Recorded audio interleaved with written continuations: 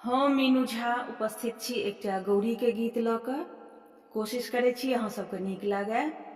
धन्यवाद। जय मिथिला, जय मैथिली। चलू गौरी पूजन फुलबारी, जनक दुलारी ना। चलू गौरी पूजन फुलबारी, जनक दुलारी ना। जनक दुलारी हे सिया सुकुमारी, जनक दुलारी हे सिया सुकुमारी। चलू गौरी पूजन फुलबारी, जनक दुलारी ना।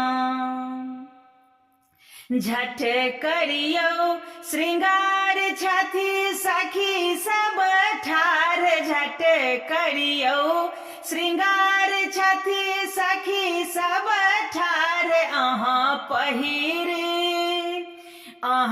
पहिर लिया लाल साड़ी, जनक दुलारी ना। अहाँ पहिर लिया नव साड़ी, जनक दुलारी ना। चलू गौरे पूजन फुलबारी, जनक दुलारी ना। साजू नवेदक थार राखू केरा अनार, साजू नवेदक थार राखू केरा अनार। और मधुर सो भरल रहे थारी, जनक दुलारी ना। और मधुर सो भरल रहे थारी, जनक दुलारी ना। चलू गौरी पूजन फुलबारी, जनक दुलारी ना।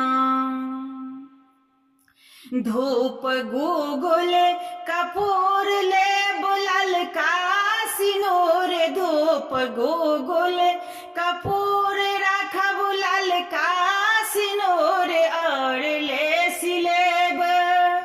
और ले सिलेब चौमुख बाती, जनक दुलारी ना।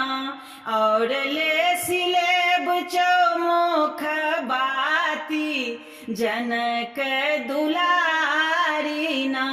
चलो गौरे पूजन फुलबारी, जनक दुलारी ना।